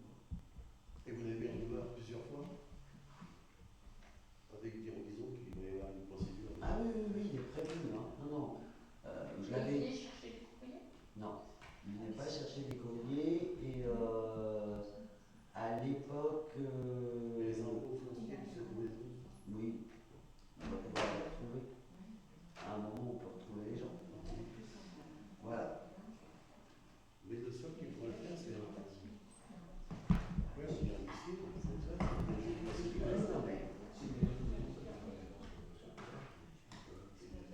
Exactement. Ah ben, je lui ai dit hein, que de toute façon, dans la mesure où une maison abandonnée, inhabitée depuis plus de 6 mois, il doit payer une taxe d'habitation. Hein. C'est quand même idiot de laisser pourrir un bien qui a quand même un tout petit peu de valeur, de payer une taxe d'habitation alors qu'il n'habite pas. Enfin, c'est incompréhensible. Il paye la taxe? Ah bah normalement il est assujetti. Ah ben, ils ont fait saisir son salaire. Il est assujetti. Puis elle n'est pas assurée, cette maison-là alors.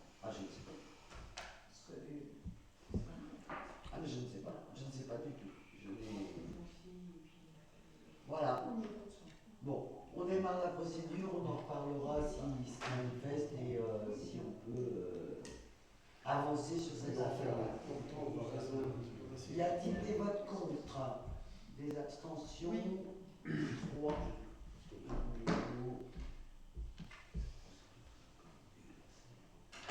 Monsieur Lefebvre, laissez-moi pouvoir.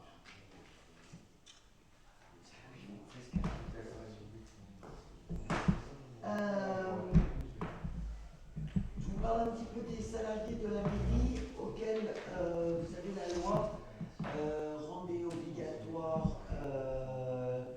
la prévoyance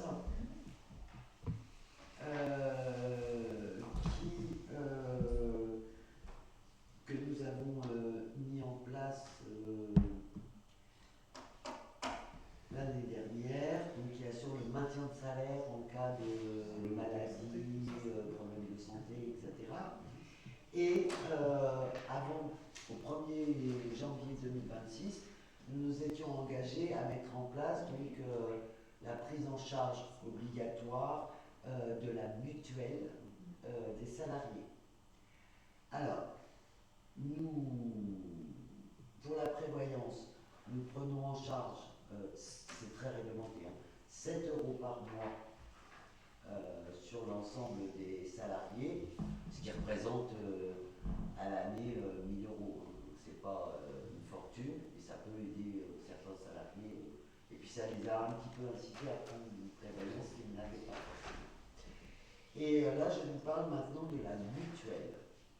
Donc en fait, on était parti au départ sur le fait qu'on ne prendrait en charge que, c'est dans la première délibération, que les mutuelles labellisées. Sauf que questionnaire envoyé aux agents et enquête faite, quasiment aucun n'a une mutuelle labellisée. Donc c'est un petit peu embêtant parce qu'en fait, on ne peut pas intervenir sur des mutuelles qui ne sont pas labellisées. Et donc, on a travaillé à un groupement de commandes avec le centre de gestion qui propose une mutuelle via la MUTAM, santé territoriale. Donc elle est souscrite par le centre de gestion et nous on y adhère. Les agents restent libres de garder leur mutuelle non labellisée ou la mutuelle par exemple de leur mari, du conjoint. Et dans ce cas-là, nous ne versons rien parce que ce n'est pas une mutuelle légale, subventionnable par nous. Si par contre ils rentrent dans cette mutuelle, nous prendrons en charge 15 € par mois sur cette mutuelle. Voilà. Et donc, je sais que Hélène l'a beaucoup épluché en disant qu'elle était vraiment très intéressante. Là, il y a des prises en charge et à 100%, à 130%, à 150% pour un certain nombre de choses. C'est assez bien couvert dans le sens où on parle aussi bien des actes médicaux que les aides auditives, les lunettes, les dents, enfin, tout ce qui en général coûte un peu cher au départ. Aller chez le médecin, ça peut encore aller quand il commence à y avoir des travaux de dents, etc. Il y a les principes de remboursement des chambres particulières, c'est hospitalisation. Il y a donc l'optique dentaire, j'en ai parlé. Il y a la parodontologie, et ça pour les mamans, tout le monde sait que c'est compliqué pour les ados. Et il y a aussi des prises en charge sur les vaccins, les consultations diététiques, les mesures osseuses, le sevrage tabagique.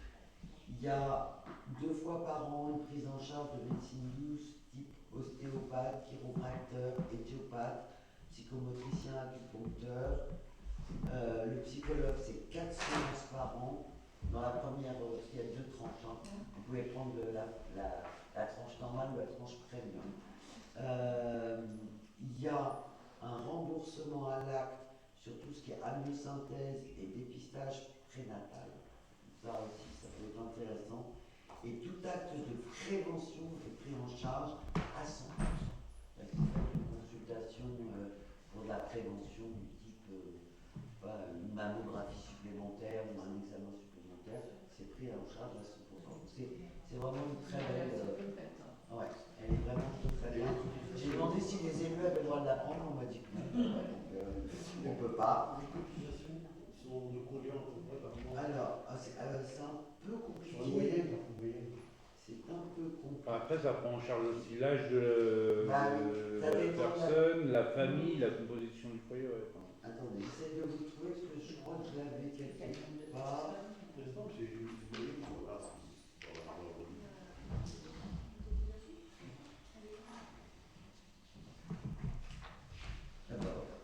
Alors, un assuré de moins de 35 ans paye sur le régime de base, je ne parle que du régime de base, 31,35 €, son conjoint 27,59 € et un enfant 20,60 €. et nous, là-dessus, on prend 15. Si vous avez entre 36 et 55 ans, vous passez à 44,79 €. Et si vous avez plus de 55 ans, à 58,23 €. Ouais, mais c'est pas si cher que ça comparé à d'autres. Hein. Et si, et bien justement, les agents retraités, et c'est rétroactif, c'est-à-dire qu'un agent retraité, par exemple, de, je sais pas, Corinne, par exemple, voilà, qui est partie, et ben, elle peut adhérer parce qu'elle a été agent. Et elle paiera 67 € par mois. C'est bien, c'est correct. Voilà, c'est très correct. Et c'est très correct parce qu'en fait, comme le centre de gestion a regroupé plein de communes, ils ont un pouvoir d'adhésion qui est important. Voilà, et donc ils ont très très bien négocié les prix. Voilà, donc je vous propose cette protection sociale pour nos salariés qui resteront libres de la prendre ou pas. Voilà, mais qu'on lit tous les tableaux, qu'on lit toutes les informations pour choisir en toute conscience. Y a-t-il des votes défavorables? Abstention? Je vous remercie. Et je vous laisse la parole, Madame Level et Monsieur Merlin, sur le plan communal de sauvegarde que nous devons approuver ce soir pour pouvoir continuer en fait à travailler dessus, à le mettre à jour et à continuer à travailler. Donc oui, on a travaillé avec Madame Level sur le plan communal de sauvegarde qui est obligatoire pour les risques. On a découvert il n'y a pas si longtemps qu'il en existait un, on avait eu du mal à en retrouver les traces. Donc le plan communal, c'est un outil qui doit permettre de répondre aux différents événements de sécurité civile qui peuvent se produire sur la commune. Il liste les risques naturels ou non qui pourraient survenir sur le territoire et décrit comment réagir s'ils devaient subvenir. Donc il est destiné avant tout au maire et à ses équipes afin d'éviter la panique en cas de problème et en permettant de suivre des procédures qui sont décrites à l'avance, qui ont été anticipées. Il va être plus facile de gérer l'incident, même s'il est très grave. Donc, quelle que soit l'origine du risque, les objectifs à atteindre seront sensiblement les mêmes. Ils sont axés surtout sur la sauvegarde et le soutien à la population. Il ne sera jamais question de se substituer aux équipes de secours, aux pompiers, ou à qui que ce soit. Donc le plan communal de sécurité repose sur un triptyque qui sont les moyens humains, les moyens matériels et les différentes missions qui vont leur être confiées. La méthode de gestion de crise préconisée consiste à suivre des fiches qui ont été préalablement définies qui organisent ce triptyque. Donc le document vous a été fourni. Si vous avez feuilleté, si vous avez le courage de feuilleter, parce que c'est assez lourd, vous avez pu voir différents types de fiches qui ont été préparées. Donc il se présente en 5 volets, ce plan communal de sauvegarde.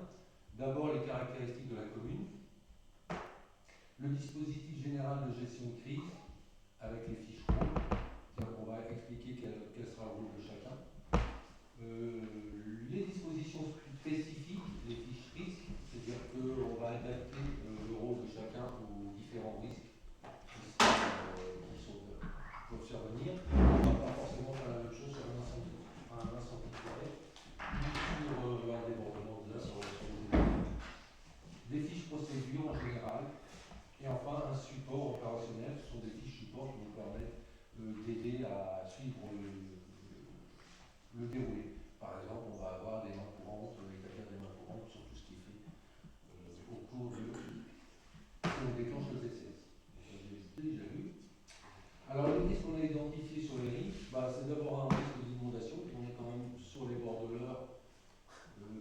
bâtiments sur les bords de la Seine, et puis il peut y avoir des communications entre les deux. Des risques de transport de matières dangereuses. On a la voie ferrée qui passe quand même par le Havre, qui passe juste à côté. Et on a sur la nationale, il peut aussi se déplacer des camions. Un risque incendie, feu de forêt, qui est de moins en moins négligeable au vu du changement climatique. Bon, cette année ça a été, mais il y a d'autres années où ça commence à être vraiment bien sec. Pour les autres risques, c'est les risques météorologiques du type canicule ou grand froid. Des risques sanitaires, on a connu ça en début de mandat avec le Covid. Les pollutions des eaux intérieures. Des risques technologiques, accidents industriels ou accidents, voire accidents nucléaires. On est un petit peu éloigné, mais on sait très bien que les nuages n'évitent pas forcément les villes de département. Donc c'est vrai que les centrales nucléaires sont en Seine-Maritime, on est dans l'heure, mais bon. Risques technologiques, donc j'avais dit, et puis en dernier, les risques systémiques du type rupture d'approvisionnement en eau, en électricité, tout ça. Donc pour ça, pardon, à cause de l'électricité, plus d'électricité. Donc pour faciliter les interventions et pour être sûr que chaque habitant recevra le même niveau de secours, la commune, on a prévu un découpage de la commune en 6 secteurs. Si vous voulez les connaître, je vous renvoie le document qui vous a été fourni. Vous avez cette carte dans le document. Alors, on a essayé de trouver des secteurs qui soient à peu près cohérents au niveau nombre d'habitants. Il y a le secteur jaune, orange est très important, mais il y a l'ancienne maison de la gare, là. Il y a Patrice, donc il y a peu de population dans ce cas-là. Il sera nécessaire d'identifier des personnes pour chaque secteur qu'on appellera réservistes, qui peuvent être des élus ou des citoyens volontaires. C'est-à-dire qu'il sera nécessaire d'avoir des personnes référentes, tout simplement, en cas de pour faire la communication, tout simplement, dans ces secteurs. Ils ont des missions de terrain dans leur secteur. Ils sont prêts à prendre part à des actions de soutien et d'assistance à la population. Parmi ces réservistes, un référent sera nommé par secteur, plus au moins un remplaçant, puisque l'intérêt, c'est de pas. Ces réservistes ne seront pas d'astreinte, c'est-à-dire que s'ils ont prévu des vacances, on ne va pas leur demander de partir en vacances. Pardon? S'il y a un supplément, oui, il faut un ou plusieurs suppléments, il suffit d'assistance. Sauf si partent ensemble, c'est ça. Auquel cas. Et donc ça va être un des travaux qu'on aura à faire à la suite. Là, c'est que l'ensemble de ces réservistes correspondent à ce qu'on appellera la réserve communale de sécurité civile, qui est à créer. Il va falloir qu'on trouve des moyens de communiquer là-dessus pour inciter les gens à venir s'inscrire. À les rassurer, à pas qu'ils s'imaginent pas qu'ils vont être pris 3 heures par semaine. A priori, la réserve, on espère ne pas en avoir besoin. Est-ce que le costume est obligatoire? Il y aura un équipement minimum, de genre 7. Voilà.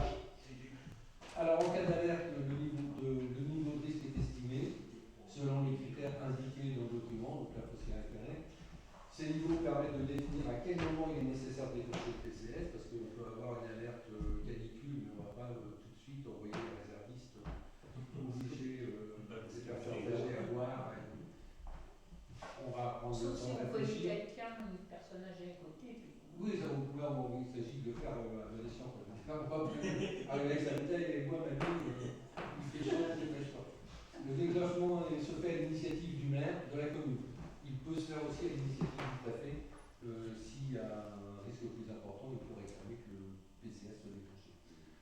À partir de l'alerte, jusqu'au retour à la normale, le dispositif doit assurer le soutien à la population impliquée ou sinistrée. L'organisation mise en place doit être adaptable et capable de monter en puissance, c'est-à-dire que ça peut être tout simplement d'abord de la communication, donc ça peut être le secrétariat de mairie qui va s'occuper de faire de l'information sur panneaux, des choses dans là, mais il doit pouvoir monter en puissance si jamais l'eau commence à arriver sur une maison d'hôtel, par exemple, on a peut-être besoin d'aller un peu loin. Les mégaphones, oui, on parle, la mairie a déjà investi, on a 3 manettes mobiles, qui sont en fait l'équivalent d'une mégaphone, mais qui peuvent se mettre sur une voiture et alimenter sur la maison. Donc il permet de circuler et de diffuser des messages si c'est nécessaire. Merci Paul. Il appartient ainsi à la commune d'assurer la sauvegarde des habitants. Donc le rôle, ça va être d'informer, d'alerter, de mettre à l'abri. Par exemple, de prévoir des centres d'accueil d'urgence, si nécessaire, que ce soit des incendies, que ce soit des inondations, qui vont avoir besoin d'évacuer les gens. En interdisant, ça va être d'interdire l'accès à la forêt, par exemple. En soutenant, parce que en cas de problème, on a vu pas mal d'exemples ces derniers temps. Dans ces cas-là, les sinistrés ont besoin de soutien et d'assistance. Voilà. Merci. Pas tout à fait. Voilà, point final. Mais je suis content qu'il fasse à rappel. Donc le PCS décrit les différentes cellules qui permettent la gestion de crise efficace. Chacune d'entre elles a un rôle bien défini. C'est-à-dire qu'on détermine les cellules. Chaque cellule, pour chaque cellule, au moins une personne doit être nommée.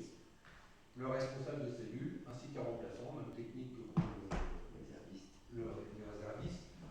Là, les responsables sont des membres de la commune, de la municipalité. Les différentes actions, missions pour chaque rôle doivent réaliser en fonction du type de risque sont clairement définies dans les fiches cellules. Ainsi, au début de la crise ou en phase de préalerte, le PCC, le poste de commandement communal, peut être réduit au minimum. Au fur et à mesure de l'évolution des situations, une montée en puissance de l'organisation communale est possible et avec une augmentation des moyens humains. Voilà. Donc on a 5 rôles majeurs, 5 cellules. Le premier, c'est le directeur des opérations de ressources, autrement appelé le DOS, c'est Madame la maire, d'office, qui va diriger, qui va décider du déclenchement du PCS. Il y a une cellule secrétariat communication, donc à chaque fois la cellule porte bien son nom, donc tout ce qui est travail de secrétariat, de gestion de crise, de suivi, de main courante qui va être établie, de façon à savoir ce qui est fait à quel moment, collecte de données, tout ce qui est secrétariat, et enfin mission de communication, arriver à communiquer sur la crise par tous les moyens possibles et imaginables, parce qu'on peut avoir des situations où on n'est plus d'Internet, donc on ne peut plus espérer communiquer sur les réseaux sociaux, où il n'y a plus de... Coupure des DNF, éventuellement plus de téléphone, enfin des choses comme ça, donc éventuellement c'est là où la réserve est utile, parce que ça peut être du porte-à-porte. C'est là aussi où la division en secteurs peut avoir son utilité. Chacun sait déjà de quel secteur il va s'occuper. C'est bien que c'est anticipé, on n'a pas bien pensé à ça au moment où ça arrive. Il y a une cellule d'évaluation et logistique, donc les missions relatives à l'évaluation de la situation sur le terrain, missions relatives à l'accueil d'urgence, notamment donc prévoir un accueil, je ne sais pas, au Prunus ou à la Saint-Nicolas Poussin, ou ailleurs. Enfin, une cellule terrain qui a pour mission de terrain, mise en sécurité, alerte à la population, etc. Et enfin, la réserve de la sécurité civile, de la réserve communale de sécurité civile, qui elle est au service en fait de ces différentes cellules qui sont là pour donner un coup de main pour réaliser toutes ces choses. Et voilà, cette fois-ci c'est fini. Si vous avez des questions, Alors, j'ai une question par rapport aux données démographiques qui ne sont pas à jour, puisqu'en fait, c'est pas du tout les bons chiffres. Page 9. Sur les nombres d'habitants. Alors, comment dire Ce sont pas les chiffres de la commune. Les chiffres, les tout derniers, vu qu'on a commencé il y a pas moins de 2 ans, je pense, 18 mois. Non, mais je pense que c'est une autre commune, si c'est pas ces chiffres-là, ça peut pas être ces chiffres-là. Ah. Il manque peut-être un devant. C'est peut-être des logements, mais ça peut pas être des habitants. Oui, c'est 925, c'est le nombre. Oui, c'est le nombre de logements. Non, Mais c'est écrit nombre d'habitants. Ça devrait être le nombre d'habitants. Le nombre d'habitants en 2022, c'est 1984. Et il y a les différentes catégories, et c'est pas ces chiffres-là. 0,14 c'est 399, les 15,29 c'est 324, c'est pas du tout ces chiffres-là. Donc je pense qu'il y a une erreur sur ce tableau-là. 2013, nombre d'habitants. Même 2013, on en a encore plus. Donc on n'est pas du tout sur ces chiffres-là. J'ai tous les chiffres. Alors soit c'est le nombre de logements, soit il manque un devant, mais non, mais de toute façon, ça peut pas être le nombre d'habitants.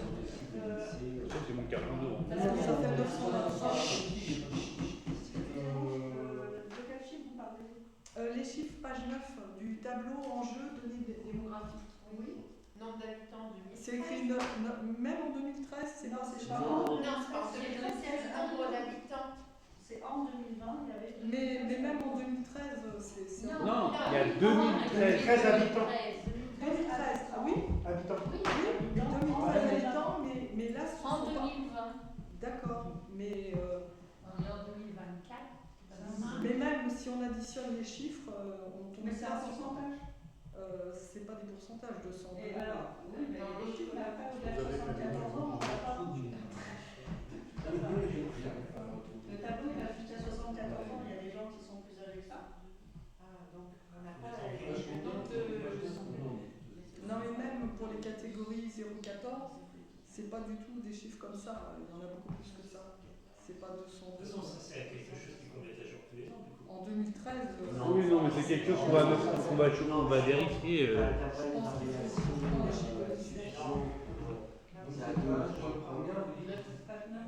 Page 9, Peut être environ. Oui, le nombre d'habitants, 2013, c'est pas l'année, c'est le nombre d'habitants. Ouais, mais quand Oui, on fait non, l'addition des colonnes, ça fait pas ça. Non, en fait, on dirait que c'est le nombre de logements. Mais c'est bizarre parce que par rapport aux catégories d'âge, c'est pas ça. Mais là, sur le 925. Le nombre de logements, il est à 972. Bon. Après, si vraiment c'est juste un problème de chiffres, Non, mais c'est peut-être pas le lieu où on va le corriger tout de suite. Non, mais c'est si peut-être un problème de colonne.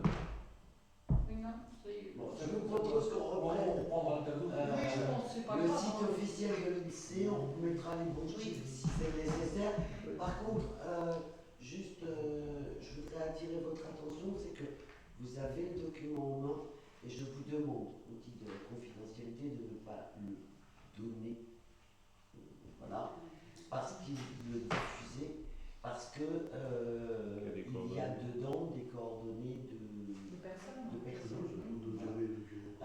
Donc c'est obligatoire de le mettre dans le TCS, mais c'est pas voilà, on ne distribue pas hein, parce que là on serait embêté, les gens ont donné leurs coordonnées bien volontiers pour être là, mais pas pour être diffusés. Donc juste ça, et puis peut-être ajouter quand même qu'on est à la tête de 10 talkie-walkie. Voilà, parce que dans le matériel, pour prévenir, si on anticipe le fait qu'à un moment il n'y a plus internet pour une raison X ou Y, c'est effectivement d'aller prévenir les gens au mégaphone et porte à porte, mais il faut aussi que les réservistes ils puissent se parler entre eux. Alors si ça ne fonctionne plus, on en revient au talkie-walkie. Avec des piles. Et ça fonctionne. Et puis en fait. C'est Roland qui le vole. Pour moi, ça réveille tout le monde. Oui, bah non. Voilà, donc, mis à part les petits. On peut mettre les cloches de l'église aussi. Oui, ça fait partie des moyens d'alerte. Et Mais à la limite, les gens ici à la million de voix pour nous engueuler, ça sonne de trop. Alors, Là, on voit qu'ils sont réveillés. Il y a un monsieur qui s'appelait Bourdon, et qui ne voulait pas entendre le saut. Voilà, moi je voudrais vraiment remercier Eric et Isabelle de cet énorme travail qu'ils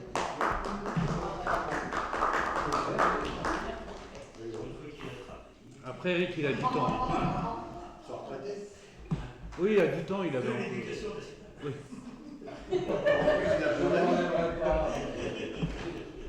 Non, mais ce qui me vexe, c'est de mettre ça un peu sur un tableau. C'est pas grave. On peut pas avoir 20 tout le temps.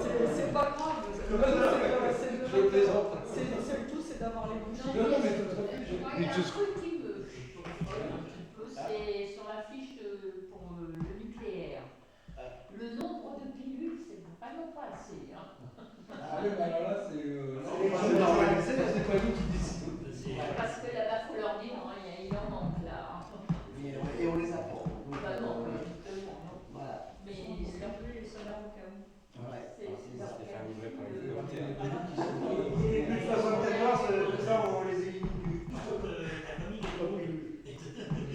Les avant encore. Voilà, donc il faut qu'on le vote, ce plan de communal de sauvegarde.